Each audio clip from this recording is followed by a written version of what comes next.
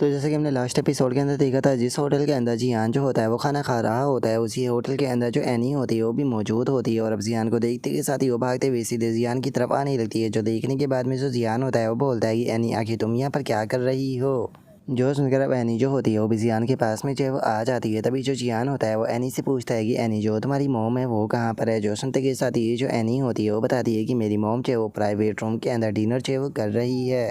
जो सुनते के साथ ही अब जियान जो होता है वो मुस्कुराते हुए अपने मन में सोचता है कि इसकी आंखें जो है वो बहुत ज़्यादा प्यारी है, लेकिन उसके बाद भी हमेशा इस शरारतें जो है वो करती रहती है। कोई भी इसके मासूम चेहरे को देख कर नहीं बता सकता कि ये इतनी शरारती है। और अब इतना सोचकर जो जियान होता है वो एनी से बोलता है कि ठीक है, मुझे बताओ कि तुम्हारी मॉम जो है वो किस प्राइवेट रूम के अंदर है, मैं तुम्हें वहाँ पर लेकर चलता हूँ। जो सुनते के साथ ही एनी जो होती है वो बोलती है कि ब्रदर जियान, आपको देखने के बाद में मैं बहुत ही ज़्यादा एक्साइटेड हो गई थी, जिसके कारण मैं रूम नंबर को ही भूल गई। और अब एनी की इस बात को सुनते के साथ ही जो जियान होता है वो एनी के ऊपर थोड़ा सा गुस्सा करते हुए उसे बोलता है कि एनी, तुम वापस से अपनी मॉम के पास से भाग कर आई हो ना, और जो तुम्हारी मॉम है उसे भी तुम्हारे बारे में नहीं पता है ना। जो सुनते के साथ ही जो एनी होती है वो जियान से बोलती है कि नहीं पता जियान, ऐसी बात नहीं है, प्लीज़ गुस्सा जो है वो मत करो। मुझे पता चला था कि जो मेरी मॉम है वो यहाँ पर ब्लाइंड डेट पर आई है, तो इसीलिए मैं अपनी मॉम को ही यहाँ पर ढूंढने आई थी। और ब्रदर जियान, आपको चिंता करने की कोई ज़रूरत नहीं है, क्योंकि मैं अपने साथ में जो जीपीएस ट्रैकर है वो लेकर आई हूँ, तो इसीलिए जो मॉम है उन्हें जल्दी ही मेरे बारे में पता चल जाएगा और वे ढूंढते हुए मेरे पास में जो है वो आ जाएगी। और इससे अलग जो मॉम है वो कई बार मुझे यहाँ पर खाने पर जो है वो लेकर आ चुकी है, जिस कारण ज़्यादातर लोग जो है वो यहाँ पर मुझे जानते हैं। जो सुनते के साथ ही जो जियान होता है वो बोलता है कि ओ जीपीएस ट्रैकर जो है वो तुम्हारी मॉम ने ही तुम्हारे ऊपर लगवाया होगा, लगता है कि तुम्हारी मॉम के अंदर चलो थोड़ा तो दिमाग है। और इतना बोलते के साथ ही जो जियान होता है वो अपने मन में सोचता है कि शुक्र है कि हम लोग जो है वो चाइना के अंदर है, जहाँ का कि इन्वायरमेंट जो होता है वो काफ़ी ज़्यादा सेफ़ होता है। और जियान के इतना सोचते के साथ ही जो एनी होती है वो जियान को खींचने लगती है, और जियान को खींचते हुए बोलती है कि बता जियान, जल्दी से मेरे साथ में चलो, हम लोगों को मॉम को बचाना होगा। जो सुनते के साथ ही जो जियान होता है वो उससे बोलता है कि तुम अपनी मॉम को क्यों बचाना चाहती हो, तुम्हारी मॉम तो यहाँ पर ब्लाइंड डेट पर आई है। जो सुनते के साथ ही जो एनी होती है वो गुस्सा करते हुए बोलती है कि मैं नहीं चाहती हूँ कि मेरी मॉम जो है वो यहाँ पर बेफालतू के बॉयफ्रेंड बनाती फिरे। अगर यहाँ पर ब्रदर जियान बॉयफ्रेंड होते तो बात कुछ और थी, ब्रदर जियान के सिवा मैं नहीं चाहती कि कोई और बॉयफ्रेंड बने। और अब एनी की इस बात को सुनते के साथ ही जो जियान होता है वो अपने मन में सोचता है कि सच में मानना पड़ेगा, इसका टेस्ट तो कुछ ज़्यादा ही अमेजिंग है। मैं इसे बच्चे की तरह ट्रीट कर रहा हूँ, लेकिन ये तो मुझे अपना फादर बनाना चाहती है। और जियान के इतना सोचते के साथ ही जो वैंगकोंग होता है वो जियान जो होता है उसे बोलता है कि ये तो काफ़ी इंटरेस्टिंग है, आखिर ये बच्ची है कौन। जो सुनते के साथ ही जो जियान होता है वो उसे बताता है कि जो सिस्टर एनजिन है वो एक रिमोनेन कलेक्टर है, और ये उनकी बेटी है जिसका नाम की एनी है। और अब जियान की इस बात को सुनते के साथ ही जो वैंगकोंग होता है वो बोलता है कि देखा जाए तो मैं एनजिन से कई बार जो है वो मिल चुका हूँ, लेकिन मैंने नहीं सोचा था कि उसकी इतनी बड़ी डॉटर होगी। अगर देखा जाए तो जो ये एनी है ये देखने में काफ़ी ज़्यादा तुम्हारी ही जैसी है। जो सुनते के साथ ही जो एनी होती है वो खुश होते हुए बोलती है कि मुझे बहुत ज़्यादा खुशी होगी अगर मेरी ब्रदर जियान की तरह दिखती होंगी। जो सुनकर जियान जो होता है वो बोलता है कि इसकी बेफालतू की बातों के ऊपर यकीन जो है वो मत करो, तुम अपनी मोम की तरह दिखाई देती हो। और अब जियान के इतना बोलते के साथ ही जो किन फैन होता है वो वहाँ पर आते हुए बोलता है कि ठीक है, मैंने अपने डैड से बात जो है वो कर ली है, जो कि मुझे 200 मिलियन जो है वो देने के लिए तैयार है, और मेरे पास में पहले से ही खुद का काफ़ी सारा पैसा है, तो इसीलिए मेरे पास में टोटल 400 मिलियन जो है वो हो चुके हैं। जो सुनते के साथ ही जो वैंग जैंग होता है वो भी वहाँ पर आते हुए बताता है कि मैंने भी इंतज़ाम जो है वो कर लिया, और मेरे पास में टोटल 300 मिलियन जो है वो हो चुके हैं। और अब उनकी इस बात को सुनते के साथ ही जो वैंग कॉन्ग होता है वो मुस्कुराते हुए बोलता है कि सच में मानना पड़ेगा कि तुम लोग तो काफ़ी ज़्यादा अमेजिंग हो, इतने कम टाइम में तुम लोगों ने इतने सारे पैसे का इंतज़ाम कर लिया। और अब उसके इतना बोलते के साथ ही हम देखते हैं कि जो एनजिन होती है वो भी यहाँ पर एक बंदे के साथ में जो है वो आ जाती है, और अब एनजिन को देखते के साथ ही जो एनी होती है वो भी भागते हुए एनजिन की तरफ जाने लगती है। और अब जो एनजिन होती है वो जियान जो होता है उसे माफ़ी मांगते हुए बोलती है कि मिस्टर जियान, प्लीज़ माफ़ कर देना, मेरे कारण यहाँ पर बेफालतू की आपके लिए वापस से प्रॉब्लम हो गई। जो सुनते के साथ ही जो जियान होता है वो उसे बोलता है कि देखा जाए तो यहाँ पर इसने मेरे लिए कोई भी प्रॉब्लम जो है वो क्रिएट नहीं की, लेकिन मैं कहना चाहूँगा कि जो एनी थी वो इस बार लकी थी। और अब उसके इतना बोलते के साथ ही एनजिन के साथ में जो बंदा होता है वो एनी के सर पे हाथ फेरते हुए अपना इंट्रोडक्शन देते हुए बताता है कि मेरा नाम जो है वो वैन एंग है, और मैं एनजिन का फ्रेंड हूँ, और अब मेरी जो फैमिली है वो यहाँ पर एक्सपोर्ट बिजनेस जो है वो करती है।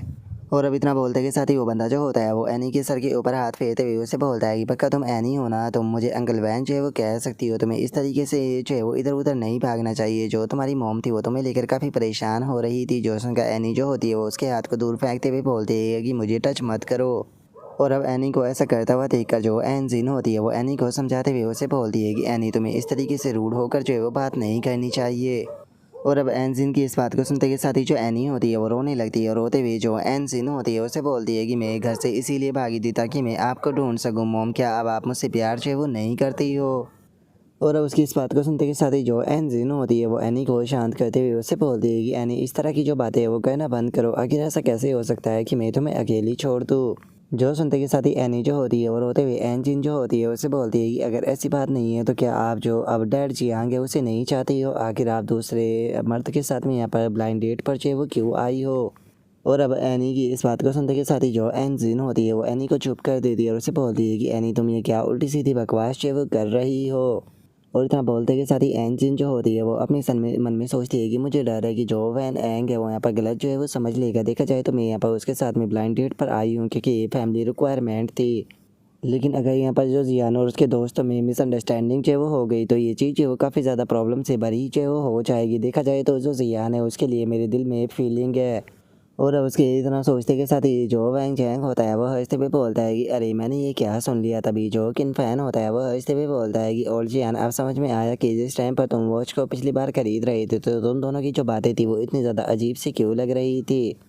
जो सुनते के साथ ही जो वैंग कोंग होता है वो बोलता है कि अगर सिस्टर एंजिन की बात की जाए तो उनकी उम्र जो है वो 26 साल है, वहीं जो जियान है उसकी उम्र केवल 18 साल है। लॉजिकली देखा जाए तो कुछ साल पहले जो जियान था वो हाई स्कूल के अंदर था। और उनके इतना सोचते के साथ ही वहाँ पर खड़ा हुआ जो एंजिन का फ्रेंड होता है वो अपने मन में सोचता है कि मैंने एंजिन के जो पति था उसे लेकर अच्छे से इन्वेस्टिगेशन जो है वो की थी, वो इतना यंग तो बिल्कुल भी नहीं था। लेकिन अगर मेरे सामने खड़े हुए इस पर्सन की बात की जाए तो ये पर्सन जो है वो पक्का एक्स्ट्रा ऑर्डिनरी है, क्योंकि इसके यहाँ पर बैठे हुए जो सभी दोस्त है वो बहुत ही ज़्यादा अमीर है। इसीलिए पहले मुझे इसकी आइडेंटिटी को फिगर आउट करना चाहिए और कोई भी बेवकूफ़ भरी हरकत जो है वो नहीं करनी चाहिए। लेकिन मुझे यहाँ पर जो एन सीन है उसका समझ में जो है वो नहीं आ रहा कि जो एन सीन है वो जानबूझकर यहाँ पर मेरी बेइज्जती जो है वो कहना चाहती है। देखा जाए तो हमारे सर्कल में यहाँ पर शादी से पहले बच्चे होना एक आम बात है, लेकिन ज़्यादातर इस प्रकार के जो बच्चे होते हैं उन्हें विदेश में पढ़ाई करने के लिए भेज दिया जाता है और दूसरों के सामने जो है वो नहीं लाया जाता। लेकिन अगर जो एन जीन है उसकी बात की जाए तो उसने ऐसा नहीं किया, वो सभी के लोगों के सामने अपनी बच्चे को लेकर आई।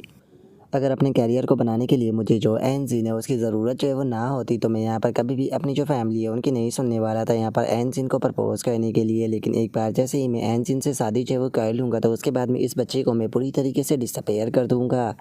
और उसके इतना सोचते के साथ ही जो जियान होता है वो अपने मन में सोचता है कि अगर इस मिस्टर वैन की बात की जाए तो ये थोड़ा सा तो हैंडसम है, लेकिन मैं नहीं जानता हूँ कि जो एन जीन है वो इसे पसंद करती है या नहीं करती है। अगर वो इसे पसंद जो है वो करती है तो वो यहाँ पर सिचुएशन को एक्सप्लेन जो है वो करने की कोशिश करेगी, लेकिन अगर वो इसे पसंद नहीं करती है तो वो यहाँ पर चीज़ों को ऐसा ही चलने देगी। तो इसीलिए मुझे यहाँ पर कुछ भी नहीं करना, क्योंकि वैसे भी मेरा यहाँ पर कुछ नहीं जाने वाला। और अब जियान के इतना सोचते के साथ ही जो एनी होती है वो जियान जो होता है उसे बोलती है कि डैड जियान प्लीज़ मेरी मॉम जो है उसे मना लीजिए ना कि वो दूसरे मर्दों के साथ में इस तरीके से खाना खाने के लिए ना जाए। जो सुनते के साथ ही जो जियान होता है वो एनी से बोलता है कि इस बारे में तुम्हें अपनी जो मॉम है उसी से बात करनी चाहिए, क्योंकि जो तुम्हारी मॉम है डिसीजन उसी का रहेगा। और अब जियान की इस बात को सुनते के साथ ही जो एन जिन होती है वो भी थोड़ी सी हैरान रह जाती है और हैरान होते हुए अपने मन में सोचती है कि क्या जो जियान है वो यहाँ पर मेरे एटीट्यूड को टेस्ट करना चाहता है। अगर जो जियान है उसकी बात की जाए तो जो जियान है वो उसने एनी की जान जो है वो बचाई है और उसी के साथ में उसने एनी को एक डैड वाला प्यार भी जो है वो दिया है। सच बताओ तो मैं काफ़ी ग्रेटफुल हूँ कि मैं जियान से मिली थी और मैंने इसके बैकग्राउंड को भी चेक करने की कोशिश की, लेकिन इसका बैकग्राउंड जो था वो मेरी इन्वेस्टिगेशन के मुताबिक बहुत ही ज़्यादा कॉम्प्लिकेटेड था। देखा जाए तो जो मिस्टर जियान है उन्हें लेकर मेरे दिल के अंदर कोई ऐसी पर्टिकुलर फीलिंग जो है वो नहीं थी, इसीलिए मैंने कभी इस चीज़ के बारे में ज़्यादा जो है वो नहीं सोचा था। लेकिन चूँकि जो अब सिचुएशन है वो यहाँ पर इस तरीके से आ चुकी है तो इसीलिए लगता है कि मुझे जो पानी है उसे चेक करना होगा। और अब इतना सोचते के साथ ही जो एन जिन होती है वो एनी के सर के ऊपर हाथ फेरते हुए उसे बोलती है कि ठीक है, अगर तुम यही चाहती हो तो हम लोग जो है वो साथ में ही रहेंगे। और अब इस चीज़ को सुनकर जो जियान होता है वो अपने मन में सोचता है कि उसने यहाँ पर जो एनी की बात थी उसे सही करने की कोशिश नहीं की, तो क्या इसका मतलब ये है कि ये हमारे बीच का जो ये अनयूजुअल रिलेशनशिप है उसे इनडायरेक्टली एक्नॉलेज है वो कर रही है। जो सुनते के साथ ही अब जो एनी होती है वो एन जिन जो होती है उसे बोलती है कि ठीक है तो मॉम और डैड क्या आप मुझे वापस से जो पार्क है वहाँ पर लेकर चलोगे। जो सुनते के साथ ही जो एन जिन होती है वो बोलती है कि ठीक है मैं तो अवेलेबल हूँ, लेकिन मैं उनके बारे में नहीं जानती। जो सुनते के साथ ही अब जो एनी होती है वो जो जियान होता है उसे बोलती है कि डैड जियान क्या आप फ्री हो, क्या आप मेरे साथ में खेलने के लिए चलोगे। जो सुनते के साथ ही जियान उसे बोलता है कि अगर तुम मुझसे वादा करती होगी तुम वापस से इस तरीके से घर से नहीं भागोगी तो मैं तुम्हारे साथ में खेलने ज़रूर चलूँगा। जो सुनते के साथ ही अब जो एन जिन होती है वो अपना जो फ्रेंड होता है उसे बोलती है कि मिस्टर वैन मुझे माफ़ कर देना, मैं आज आपके साथ में डिनर जो है वो नहीं कर पाऊँगी क्योंकि जो एनी है वो बाहर सही से खाना जो है वो नहीं खाती है, तो इसीलिए मुझे उसे घर पर लेकर जाना होगा। जो सुनते के साथ ही अब जो एन जिन का फ्रेंड होता है वो उसे बोलता है कि जिन जिन कोई बात नहीं, तुम जो एनी है उसे पहले घर पर जो है वो लेकर चली जाओ, हम लोग जो है वो फिर किसी दिन डिनर जो है वो कर लेंगे। और अब अपनी फ्रेंड की इस बात को सुनते के साथ ही जो एन जिन होती है वो थोड़ा सा हैरान रह जाती है और अपने मन में सोचती है कि मैंने नहीं सोचा था कि जो वैन एंग है वो इस तरीके से यहाँ पर मेरा नाम चाहिए वो लेकर मुझे पुकारेगा, क्या होगा अगर जियान ने यहाँ पर गलत समझ लिया तो।